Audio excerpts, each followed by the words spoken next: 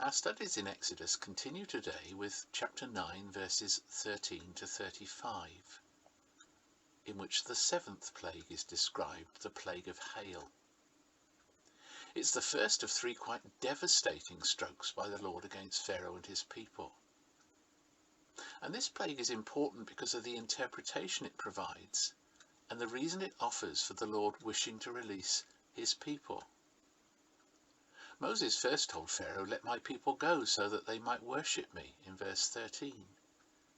In this way, God taught that the reason for the deliverance of the people was that they were his. He also emphasized the purpose of the deliverance, that they might worship me. This remains true of the redemption which Jesus effected. We were saved, if we are Christians, because we were those upon whom God had placed his love. While we were completely helpless, we were saved. Paul teaches this most clearly in Romans chapter 8, verses 29 and 30. He speaks there of the foreknowledge of God. Some have understood this to mean no more than God's ability to see into the future. Thus, they teach that Paul is simply saying that God knew in advance who would turn to him. Those who he invited to become his children were called, and when they received him, he gave them all the blessings of salvation. But this cannot be what Paul meant. The word foreknowledge does not refer to what God knew, but what he did. It refers to his deliberate plan to save specific people, helpless people. So when Paul used the word called in Romans 8, he also meant more than invited. He meant that they were successfully invited. Thus Paul was teaching the same truth as Exodus 9. God saves helpless people, those unable to help themselves. The bondage of the children of Israel was to Pharaoh. Our bondage is to sin. However, just as the Israelites could not free themselves from Pharaoh, so we are unable to escape from sin. Just as a dead person cannot give themselves life, so we cannot do anything to escape from sin. God must do it, and he does, as Paul emphasizes in Ephesians chapter 2, verses 1 to 10. Why does God save us? Well, it's to worship him.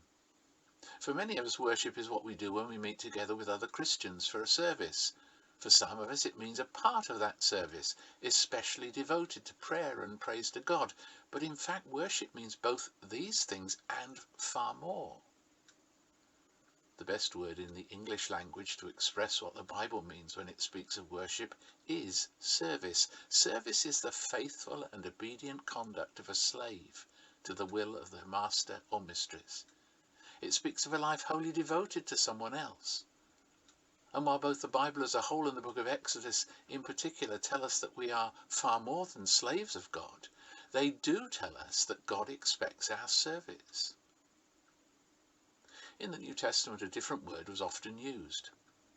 That word was disciple, but it means the same thing. A Christian is someone who obeys and follows God in everything. All this is vitally important. We tend to divide our world into three groups: people who don't believe, those who do, and people we call saints. Saints, as far as we are concerned, are the people who are wholly devoted to God. Believers, we think, are all those other Christians, people whose obedience to the Lord is only partial. In fact, the Bible divides men and women into two groups: unbelievers and disciples. We're all called to discipleship or service. Only as we obey do we show the marks of a true Christian.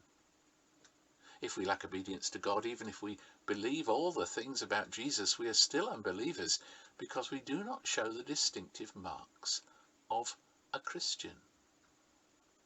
This fact ought to be a great challenge to all of us. Do we show by our lives of obedience in every area of our lives that we are real Christians, or are we counterfeit?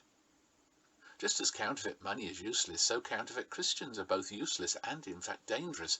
They're dangerous first of all to themselves, because they deceive themselves into thinking that they're secure from God's judgment.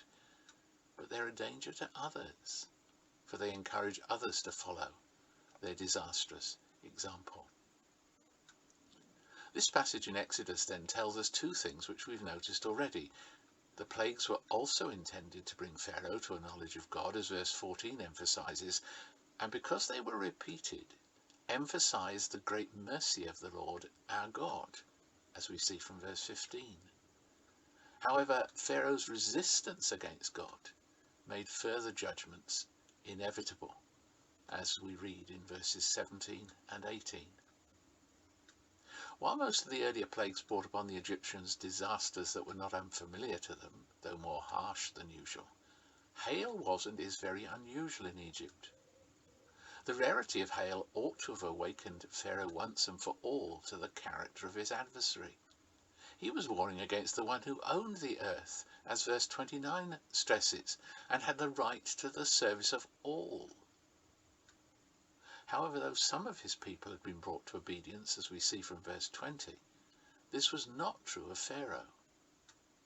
Thus, though he broke down for the third time in verse 27, and for the first time acknowledged his sins and those of his people, as well as recognizing the righteousness of God, this was a hollow confession, for he remained hostile to God. It is a frightening fact that sometimes God brings people to the point that they experience his horrors, and yet still will not bow before him or serve him. May that never happen to any of us.